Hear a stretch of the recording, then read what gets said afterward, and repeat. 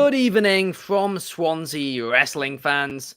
I'm your host, Ben Allison, and you are listening to Wrestling Republic's daily broadcast, your one-stop shop for pro wrestling insight, news, and reviews on a daily basis. This past Saturday was, of course, WWE SummerSlam, which we spoke about on yesterday's show. But what we also happened that night was AEW Collision. And of course, yesterday we didn't have time to talk about that because SummerSlam was on. There was so much wrestling and all of that. But now we finally had time to check it out. And boy, oh boy, was it a banger of a show. We're going to be talking about what we liked, what we didn't like, all of that good stuff from AEW Collision. But Saturday night was certainly once again all right for fighting. So joining me to talk about this, firstly, the co-host of the show, Clark Taylor. How are you, Clark?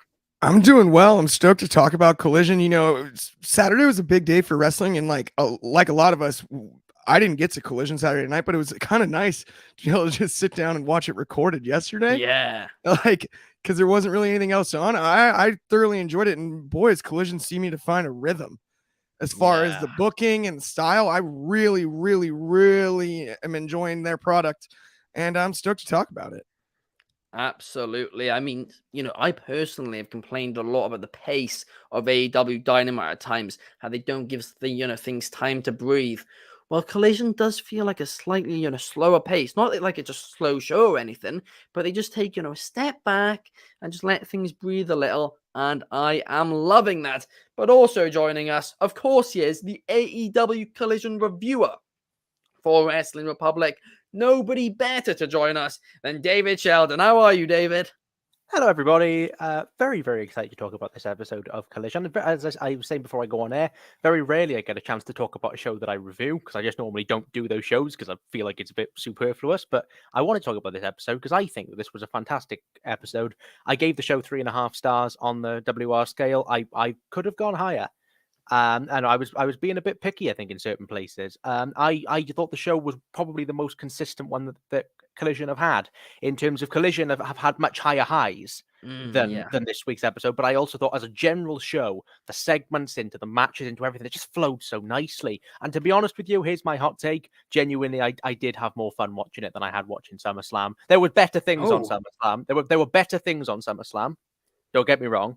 But I think there was stuff on SummerSlam I actively didn't like and actively annoyed me. Very little on Collision that annoyed me. I found it a very, very breezy few hours and a really, really entertaining show.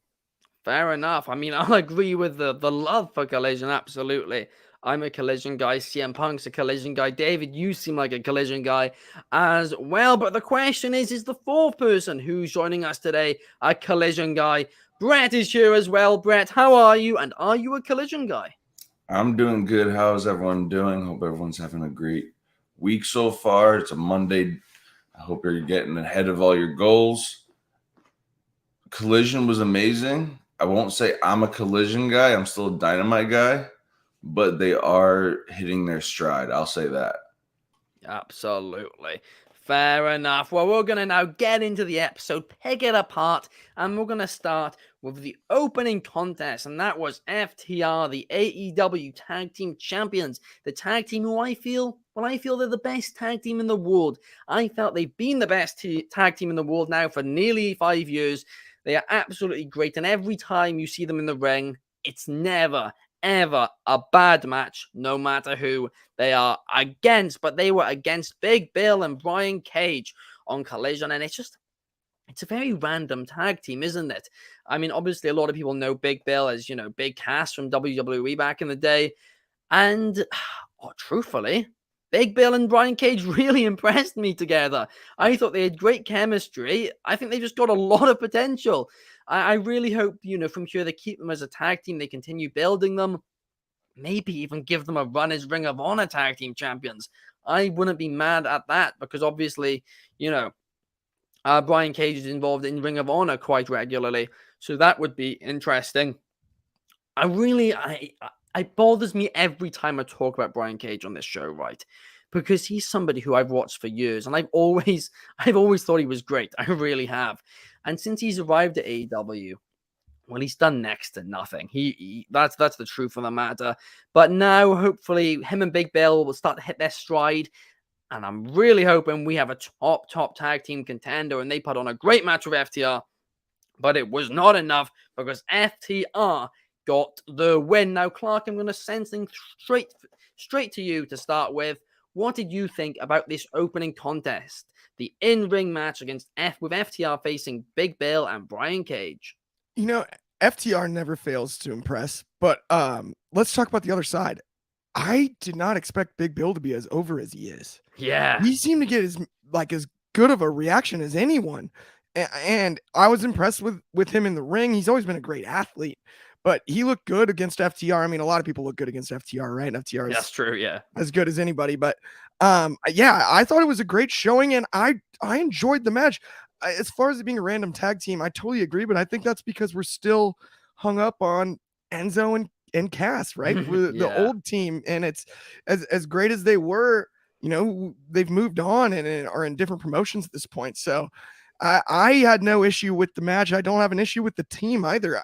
I putting Brian Cage in a bigger spot like this against an FTR, I think is kind of the right thing because we know what he can do bell to bell. And there's a lot of juice in Big Bill. You can't teach 7 feet tall. We know that, right? That still applies. And so I enjoyed the match, and I thought FTR did their job to a T. Absolutely. And just to be clear, I was not complaining when I called it a random team of Big Bill and Brian Cage. I actually think, you know, it's great. It just, if you told me a year ago, I would not have imagined these two being together, but I'm really, really enjoying it. But then, well, after the match, FTR grabbed the mics and they challenged the Young Bucks to a match at All In Wembley Stadium. I'm excited. I'm going to be there. It's going to be an absolute blast. FTR and Young Bucks, seeing them go at it again. Whoo! Nobody can complain. Who knows if it could lead to something, you know, after, but we'll talk about that later in the show. But specifically now, FTR versus Young Bucks, Wembley Stadium. David, you're going to be there. How are you feeling for this one? I am a wrestling fan, Ben. They've just announced that I'm going to get to see FTR versus the Young Bucks live. Oh yes, you bet I'm excited. It's a slightly random one to take to Wembley, but it also makes perfect sense because it's a big money match, and this is the kind of match I think when we talk a lot about having big names on these AEW shows. Well, this match is going to steal the show. They're not, you know, this is going to be when people I think about the Wembley show, like the wrestling side of it, they're going to go, oh, did you see those 4 guys, FTR? They used to be the Revival in WWE. Do you remember that? And the Young Bucks, well, and they just tore the house down. You know, that's what I think this match will be, and I think it's going to get a lot of time, and I think it's going to be a fantastic match. Just quickly on the FTR Big Bill and Brian Cage match, loved it. I think Brian Cage and Big Bill are a fantastic team. I said it when they first teamed together. It was on Rampage, was the first team in that blind tag tournament. Yes. And I thought these guys have got potential because they are loving tagging together, and you can tell it. Also, I think the secret weapon to this, because I just think he's funny, is Prince Nana. Oh, I think Prince Nana's hysterically funny. I like your idea about the tag team champion thing. The only thing I'd say is that Brian Cage is currently the 6-man tag team champions as well. True. With other members of the embassy, so they'd have to work around that. But he could have 2 titles. I mean, give them all the gold. But genuinely, like the embassy now is Swerve, AR Fox, Brian Cage, Big Bill is kind of an affiliate member, and Gates of Agony. What a team that is! Yeah, like, that's awesome. 6 amazing guys. Like I know they're not all like on the same thing right now. They're all doing different things. But wow, that is a combination of great talents, and amazing to see Brian Cage. He looked excellent in that tag match, and yeah, super excited for Bucks FTR as well. Yeah, it is going to be an absolute banger. Yeah, you know, we've spoken about how, you know, the show needs big names, but it also needs great wrestling matches. And FTR Young Bucks, that's best case scenario when you're talking about a tag team title match at All In. Oh, I'm excited for that one. I really, really am. But Bret, what did you think about this opening segment? What did you think about Big Bill and Brian Cage teaming up to face FTR? I think Big Bill Brian Cage is definitely interesting. It worked for the past few weeks. I think it was more of a force work until this past week because Big Bill, like we all said, is getting over because we've been in the New York market, Northeast market, so that's where he's from. So he's getting a lot of cheers for himself. But I do at the same time feel like Brian Cage has to find his niche. Like he needs to find something that he's going to run with. And like I feel like just being the big guy isn't really so much working because he's not the biggest guy anymore. So if he were to find more of a better gimmick in my eyes, I think it would work out better. But at the same time, two of those guys in the ring, they did great together. They're doing great. Against FTR, there was a good match. FTR obviously came out on top. FTR is literally the best tag team in the world besides, I would say, the Young Bucks, which is a great call out. That match at Wembley Stadium is going to be phenomenal. At the same time, I want to see what's going to lead up to it because we have the Elite, we have CMFTR. I want to see. Obviously, Joe called out CM Punk, which we'll get onto all that stuff later on because we got a lot to talk about here as well. I know where you're going. I can see it. Yeah. So it's just I want to see where this story is going. But that match is going to be a banger. You're going to get an hour of a match probably at Wembley, and people will be bleeding no matter what. So it's going to be a banger. Absolutely. You really cannot go wrong with them. You just can't. The FTR Young Bucks. Whew. But yeah, like you said, let's see how they build up to this and what happens afterwards. And we'll get onto that later in the show, guys. Don't you worry. But now let's go to AEW's women's division because it's been getting a lot of criticism lately. Last week, and I mentioned this on the show like 3 times now. Last week's Collision show, Mercedes Martinez was in action, and I said right off the bat, I said Mercedes Martinez was going to get the win. And then next week, they'll set up a random match against Chris Statlander or Toni Storm, who was the champion at the time. And we debated it, all of that stuff. And guess what? It ended up being right. This is how they build storylines in this women's division. 1 week to the next. There's no long-term, bucking or anything. It's just 1 week to the next. But this match between Chris Statlander and Mercedes Martinez was good. It was, really, really good. I would have liked to see, it built up as a feud. That would have been nice. But it was a fun match. Statlander got the win. It was a close call. And then Diamante came out looking like she was going to help Statlander, but ended up, turning on her with Mercedes Martinez attacking her as well. So Diamante's turned heel. I'm going to be completely honest. I haven't seen her on AEW TV for quite a while. I know she's doing stuff in Ring of Honor, Diamante, but it's good to see her back because I really did actually like her work during, the pandemic era of All Elite Wrestling. I mean, the crowd, I think, were a little bit confusing by the end angle. I don't know how invested they were in it. But Clark, give me your thoughts on this women's match and if you think this affects the state of All Elite Wrestling's women's division. Yeah, I don't know if it affects the state of the women's division. I enjoyed the Diamante stuff after the match. But it seems to me like every time I see a Mercedes Martinez match, I forget how great she actually is in the ring bell to bell. Like Mercedes can go with anyone. You can put her in any spot, basically. I don't know if she doesn't inject more life somehow into the women's division herself, if it wasn't for the fact that I think she's kind of on ROH, right? Isn't that the deal right now? So I mean, it's a start. The match was good, right? And if they can build something out of this and it's not just 1 week at a time, I would really enjoy that.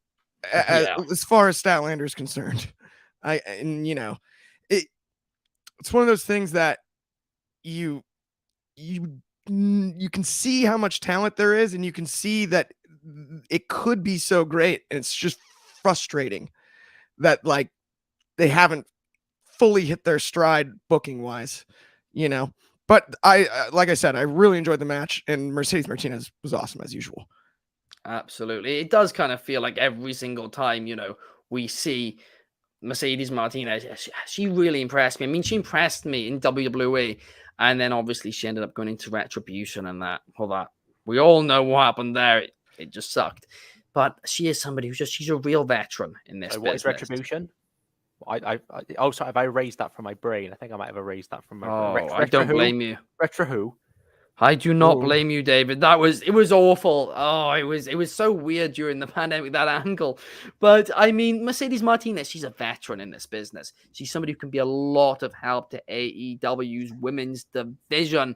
But we're on the topic about this women's division, right? Obviously, there was a lot of criticism around it this week and all of that. A lot of people coming to AEW's defense, a lot of people speaking out about AEW. It was basically an absolute war on Twitter. Right. But in the end, this Wednesday on Dynamite, they decided to put the women in the main event and do Shida versus Toni Storm. And Toni Storm dropped the title to Shida. And some people said, well, it's just a title change to distract people from, their criticisms and all of this. But yeah, we did see Toni Storm on Collision. She cut a promo and she's seemingly going through an identity crisis. I mean, David, what do you have to say about this one? I just thought this was fantastic. If this is the character direction that we're going with Toni Storm, I'm all for it. It's Norma Desmond from Sunset Boulevard. It's very very old school. She looks like a Hollywood star. And I've been kind of doing a little bit of writing today, potential tease for something might be going up in Wrestling Republic about the women's division right now, and about how I think this angle could be the start of something. This is what they need to focus on right now. Are these more kind of these different characters and different things to invest you. I think this could be, if they give this time, this could be one of the best things AEW do all year for their women's division. Because I think Toni played this role beautifully well on television. And it's something different, and it's something interesting, and it's a character, and it's somebody you can invest in. The question is, do they keep it going, or is this what they've done with a lot of their angles, which is book them for a few weeks and then give up? So what happened with the Outcast, book it for a few weeks and then just give up. And then just kind of let it fizzle and fade. So if they really book this properly, I think this could be Toni could be in for a really good run here, and I'm very enthused by it. Just please let this build. Yes, I mean, my one question about it as soon as it happened was kind of, how will this Toni Storm character fit in with the Outcasts? Do you think they're gonna have to kind of take her away? But I think that might be the story. I think the story might be that you've got because the Outcasts are just bullies and they're horrible, and now Toni's kind of going more sort of into this sort of Hollywood sort of role, and I think there could be some fun interactions. And if this is a way to break the Outcasts up, as horrible as it sounds, I think all three women are better on their own than they are in a trio. So if this is a way to move Toni into a different role, to move Saraya into a different role, and to move Ruby, I think Ruby's ace. And move her into a different role. You've got three bona fide single stars there. And the Outcast, as much as I think it was good when it was a good attempt to do something different and do something unique. I mean, it was just House of Torture from New Japan, but still, it was kind of, it was an attempt to do something different. I don't think the Outcast worked because they didn't invest enough in it. It was just, they had one gimmick and the gimmick was played week to week to week, didn't go anywhere, and then just faded and died. So, it's the same thing as an MJF. If MJF said exactly the same thing every week, he'd get boring quickly as well. Fact is, he adds little things to his character every week that makes him interesting. Same with Orange Cassidy, same with Darby Allin, same with all those guys, John Moxley, a lot of them. You add little things every week. For once, do it with your women, Toni, and have a feud that advances week to week to week, adding little bits of layers to a character, because otherwise it just falls stale super quick. Yes, that is absolute facts, David. I mean, we kind of saw this with Judgment Day earlier in the year, where we were complaining about them a lot, and there was a few factors which made them a bit more interesting. But one of them was actually Dominic Mysterio when he came in and freshened them up. But another part as well was when they started teasing friction within the group. Yeah, that increased the interest of a lot of fans in the group, and now everyone's like, well, we don't want them to split. Perhaps this Toni Storm character who are kind of going crazy, this could make the Outcasts more interesting. We could. And maybe we're saying, we don't want them to split. But reality, we know that it's going to probably lead to them splitting. It's just this current gimmick they have. It's not working, is it? No. It's just, absolutely. But now let's talk about something which always works, and that is Samoa Joe promos. Samoa Joe came out and he squashed Serpentico in literally seconds. It was the quickest, the fastest match in AEW history so far. And then afterwards, Samoa Joe took the mic. And he started going on this long promo. Great as always. Elegant as always on the mic, Samoa Joe. And he challenged CM Punk for a real world title shot at AEW All In at Wembley Stadium. Woo, I'm excited for this one. I'm not going to lie. I kind of thought their match on Collision weeks back under-delivered. I really did. But I'm hoping Wembley Stadium, they'll have one of the best matches to date. I'm excited for it, though, just because, you know, the promo battles over these next couple of weeks, if given time, well, they're going to be brutal. But, Brett, what did you think about Samoa Joe challenging CM Punk to a match in Wembley Stadium? Do you think this match is going to deliver? Yes, I definitely think this match is going to over-deliver as well. But I also have a question for you guys. Do you think this was just Joe going into his own pocket and kind of pulling something out? Because I feel like he's done that in the past, and this is an opportunity for him to kind of be like, okay, this is what we could do at Wembley Stadium to AEW, the fans, people like that. I think that he was given the time to kind of create something or a storyline, and he did it with CM Punk because it was a little confusing for let's say a first-time viewer or someone who's new to the show. This guy's facing Ricky Starks, has a whole thing going with him already, a whole storyline, but now the person right before that match is also calling him out too. It could be very confusing for a new viewer, but for me, I love it, and I think it's Joe going into his own bag, and also kind of telling the writers or telling Tony Khan, like, this is the thing that is going to help sell at Wembley Stadium, because I don't think that's going to under-deliver it, and I do think it did under-deliver a few weeks ago. Yeah. No, I agree with you under-delivering. So are you suggesting that, well, Joe went into business for himself on Collision? Yes, wow. That's exactly what I'm suggesting. I mean, Clark, do you think so? I don't think so, only because the way he presented the 1 week line about, like, you got 1 week, that seems like something that would have been pre-planned there. Like, you have it. If he had gone into business for himself, I feel like he wouldn't have necessarily spoken about the direct future, the week. That's what throws me from thinking that it's possibly business for himself. I think this has to be the plan. And I think it'd be a great match. I also think Punk is going to say no, and we'll see the result of it. Oh, okay. Right? Next week, I think Punk will be like, no, I've got other plans. And then Joe will make him give him what he wants. It would be quite interesting if Punk just doesn't acknowledge it. Yeah, that's kind of what I'm thinking. Just does the 6-man tag, like, and his opening promo is all about House of Black, and they do all that, and then, right, you go to the end angle, and Joe just munches him, and that's kind of leave him a bloody mess on the floor, and that's kind of like, I can't ignore you anymore, you know. That would be excellent. That truly would. I mean, I don't think he went into business for himself, because I think it would be absolute chaos, especially after last time somebody went into business for themselves during a CM Punk related promo. I think we'd have probably have known about it, and I feel like a bakery would have been given a shout out by now if that was the case. But I don't think that's, you know, what's happening with it. I mean, Kobe Galanjowski, head reviewer here, he spoke about this a few weeks ago, and he said that he thought that CM Punk was going to feud with Ricky Starks and then go back into the Samoa Joe program for All In. And I said to him, no, they're past that. They're going towards Ricky Starks. And Kobe, told me Saturday night, he was like, I'm right. I was like, yeah, you were right.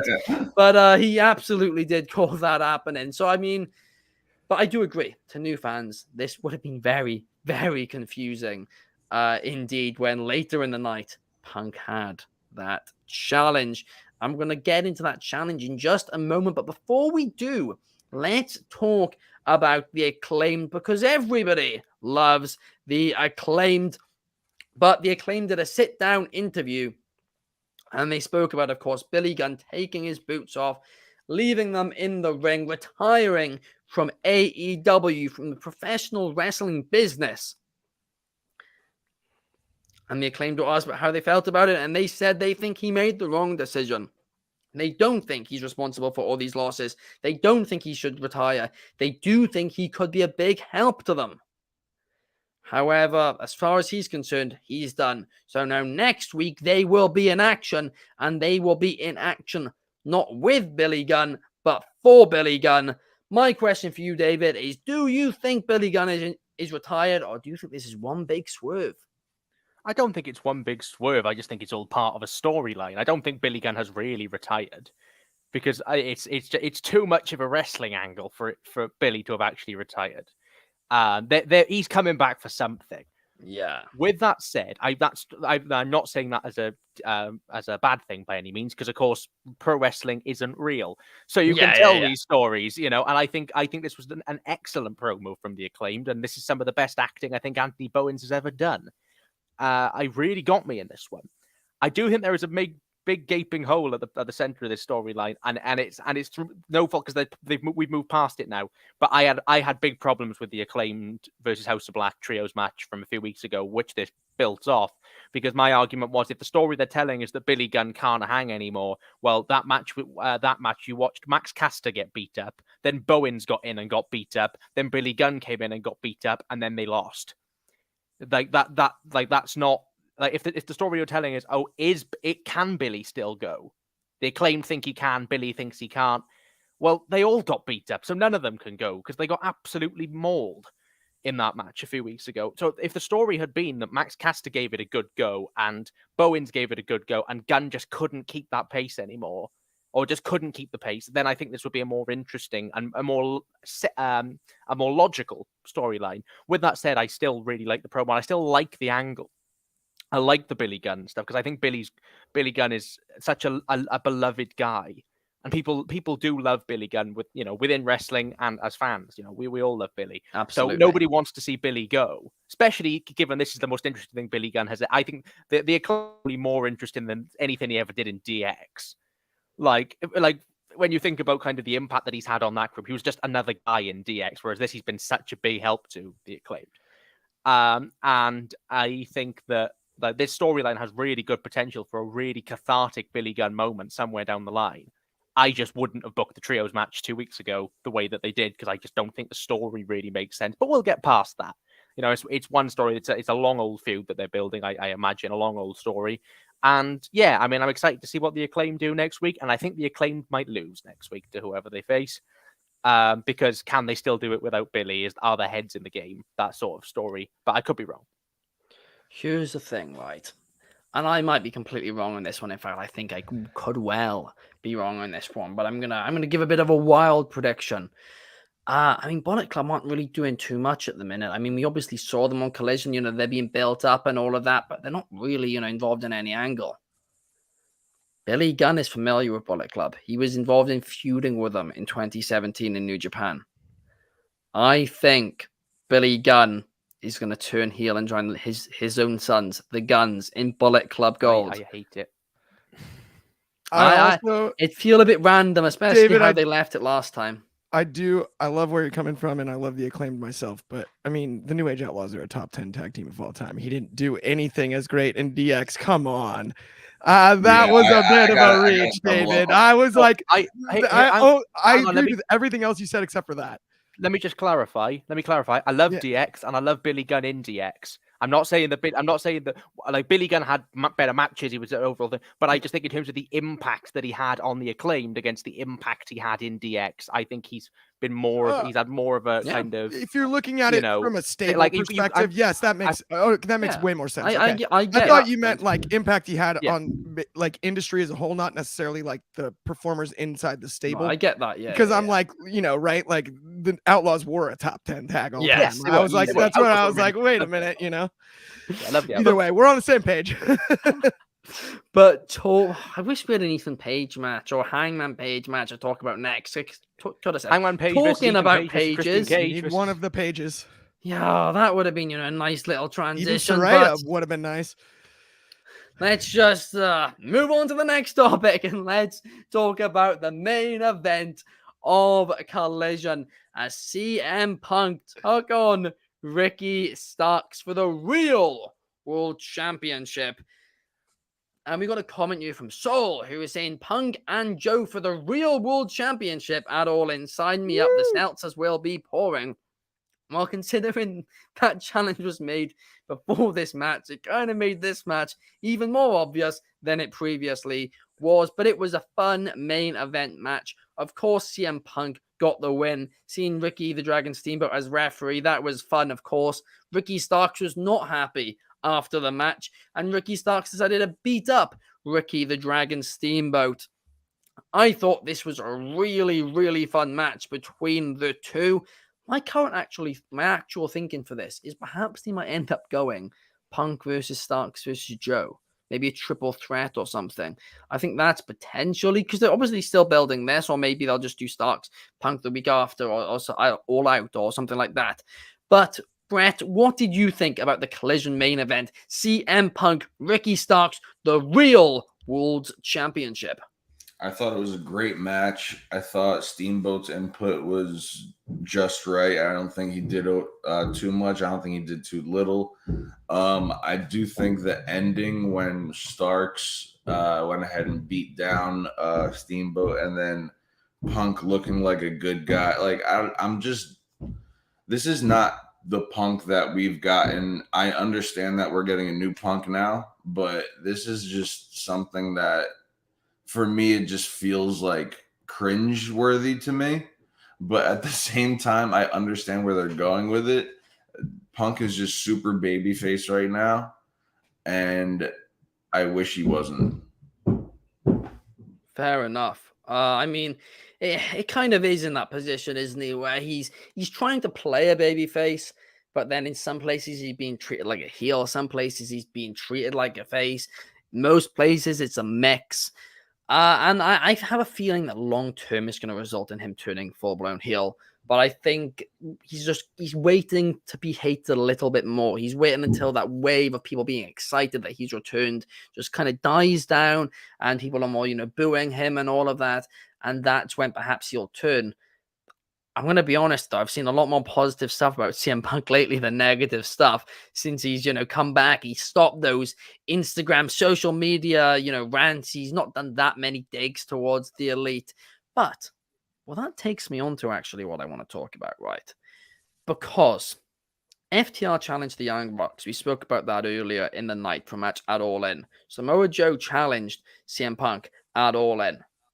Well, CM Punk is currently free All Out weekend in Chicago. Young Bucks versus FTR the week before. Well, hang on a second. You have 1 week to build a show, build a pay-per-view in All Out. What match can you build in 1 week and make people that excited for? Well, I'll tell you what match. It's the match which they've accidentally built because of the real life feud for the past year. And that is CMFTR versus the Elite. The week before, as I said, Young Bucks, FTR. Well, on that Dynamite, on that Collision, before Wembley Stadium, you could easily build a match between CMFTR and the Elite if they are willing to work together. Because if they are willing to work together, that'll sell out All Out just straight away. It'll also sell all that, the pay-per-views buys will go, crazy for it.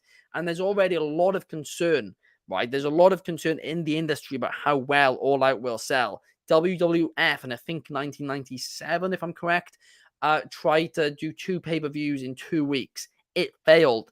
The reason that it failed was the second one didn't get nearly enough buys. Who 2 weekends in a row can afford, 2 $50 pay-per-views? Not many people.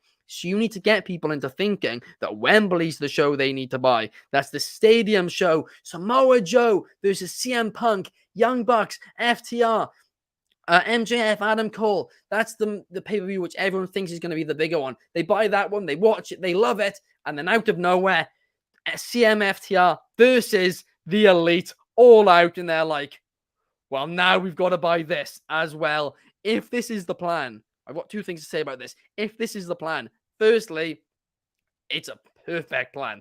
Fair play to Tony Khan. It makes perfect business sense. It makes a lot of booking sense, and I love it, and I'm going to give the man his praise for that if it's what they do. Secondly, good on CMFTR and the Elite for not necessarily sorting it out, but sorting it out to a level where they can work together for one night in the ring and earn their company, the company which they all love, money.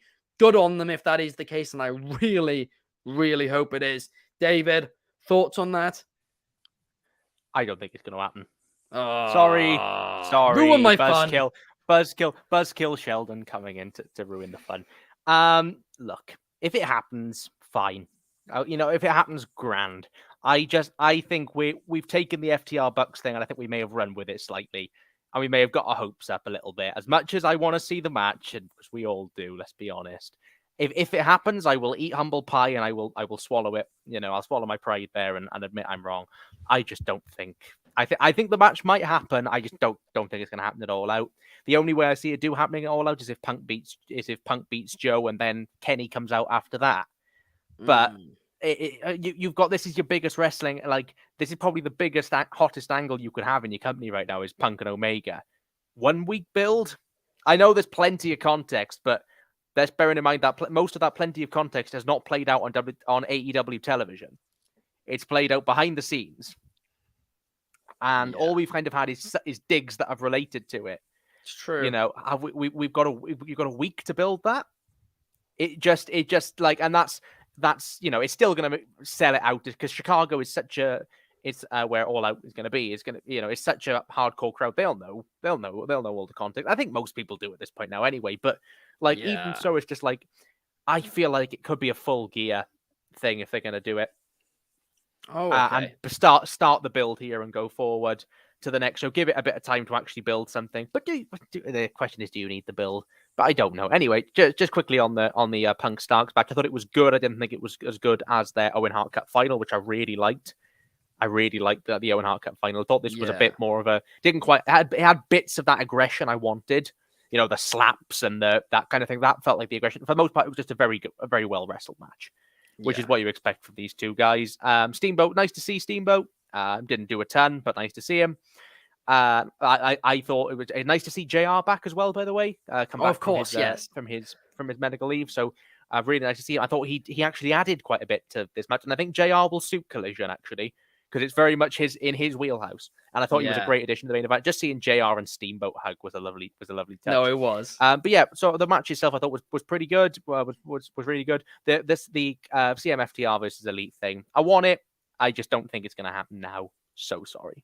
Yeah, I mean, I can see where you're coming from, and I think it's completely possible it doesn't happen. I don't think it's a foregone conclusion that it will, but the reason that I think it could, right, and the reason I'm hopeful is, well, there's a few things. Firstly, FTR and the Young Bucks.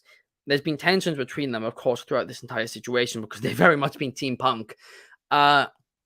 And because of that, I don't think, unless they had an angle, I don't know if they'd run it. It's also just very random. It seems to be out of nowhere.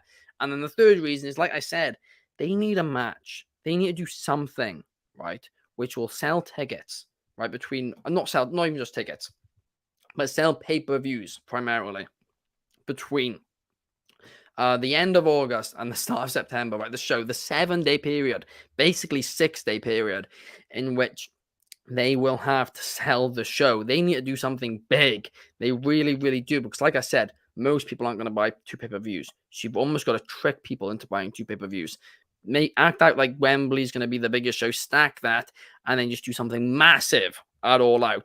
That is what's going to, sell it. And it'll do great. I don't know what else it could be if it's not CMFTR versus the Elite. But Clark, is it going to happen?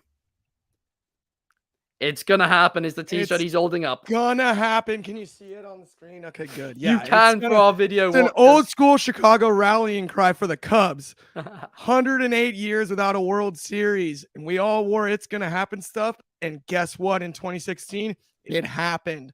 It's gonna happen again. CMFTR versus the Elite. I hate to be this guy, but I called this so long ago that not only would Punk return, but that they could work together. And I not only believe that they can now, but will, and it'll be off the charts. And I also think it's part of the reason All Out moved from Now Arena to the United Center, because that's a much bigger arena to fill. And if they're not going to do this now, why would you add 11,000 more seats? Why double it? Right? And it's the only one on the table that's could possibly convince people to go back-to-back weeks as far as buying the pay-per-view, and is possibly going to fill the United Center. And so I feel like it's like the hand is almost forced at this point as well. The one thing which I'm going to still argue with you, Clark, about, right, is I do not think they made up before. If they made up before, it would have been perfect money to just do this as soon as Punk returned. Have Punk return and take out Kenny Omega. I feel like this is something which is developed over the last few weeks, if it is the case. Go for it, David. I just like to say I have a slight fantasy that I've just thought of. Ooh. It would be almost finger poke of doom-esque to do it, but I could just imagine them advertising Punk versus Omega, and then like Punk immediately low blows him and turns heel, and it would be horrible, and nobody would want it. Chicago wouldn't. Chicago wouldn't boo it. No, but Chicago wouldn't boo it. But if you sell a show on it, CM Punk versus Kenny Omega, and the match doesn't happen, they'll boo you out the building regardless. Nah, they have no. Not Chicago. Will no. cheer If Punk went out and low blowed him, the Chicago would cheer him like nuts, like 100%. He's the loudest crazy. pop It would be the biggest pop of the night. Any other city, I agree, David. Right, but Chicago, it's like, I mean, it's Chicago made Punk, and like I'm telling you, the ground shook for his entrance at both All Outs I've been at in the Now Arena. I can't even imagine what it would be like in United Center. I mean, like, he's beloved. Yeah, it's a very Chicago thing to be like so loyal like that to your hometown guys. That's fair. I just don't know. I don't know why they booked All Out. And that sounds horrible of me to say that. It's just they've booked too many pay-per-views, but like 2 shows in a week. You haven't been to my sweet home. I think they've shot themselves in the foot. I agree, David. I absolutely do. It business-wise, it's something which is very, very difficult to pull off. I think it's flagship event, right? So that you're figuring that in and of itself, and Chicago, it's going to sell tickets. The tickets aren't really the issue, right? They'll sell tickets, and they'll sell at least decently, but probably quite well. That's not the issue. The issue is pay-per-view buys. It's never worked in history, 2 consecutive pay-per-view weekends. Never in history. But AEW, I mean, it's just another thing which Tony Khan can brag about if he pulls it off. Hey, you guys have never sold out 90,000 tickets and actually had fans pay for 90,000 tickets. Hang on, you've never run 2 pay-per-views in 2 weekends and got great pay-per-view buys. Well, we've just done that. It's more and more bragging rights, but he must have an ace up his sleeve. Yeah. He must if he's going to be able to pull this off. CMFTR versus the Elite. If that is the case, that'd be perfect. Again, though, it's my own theory, though, too. If that's the case, then this wasn't planned. So initially, they did just have 2 in 2 weeks, and that was just the mess they were in. Go on, David. You're going to do CM Punk versus QT Marshall. Book it! Book it, Tony! No! Book it! Main event of All Out. QTV. I'm on the QTV train. To be honest, in Chicago, they'd still cheer Punk, so it'd be fine if they did it at All Out. I think they should have leaned into Hangman or Kenny versus Punk at Wembley. Yeah, that would have been cool. I agree. I mean, I always thought you should do a singles match one week and then the 6-man the next week. I thought that was always, I mean, I pitched it months ago when they first announced the 2 events, but talking about events, this show is now coming to a close. It has been Wrestling Republic's daily broadcast. If you're watching on YouTube, please hit the like button, please hit the subscribe button, and please, turn on the notification bell as well. If you're on Spotify, a cheeky 5-star is always appreciated. On Twitch, a follow would be lovely. And on Twitter, a retweet. Woo! Thank you very, very much. But thank you to Clark, Bret, and David for joining me here to talk Collision. We will be back. Me and Clark will be back to talk Monday Night Raw tomorrow night. And we're going to be going live at 8 p.m. p.m. UK, 3 p.m. Eastern, and 12 p.m. Pacific. Thank you very much. 9 and we a.m. will Hawaiian. see you guys 9 a.m. Hawaiian. We'll see you guys tomorrow. Enjoy your evening.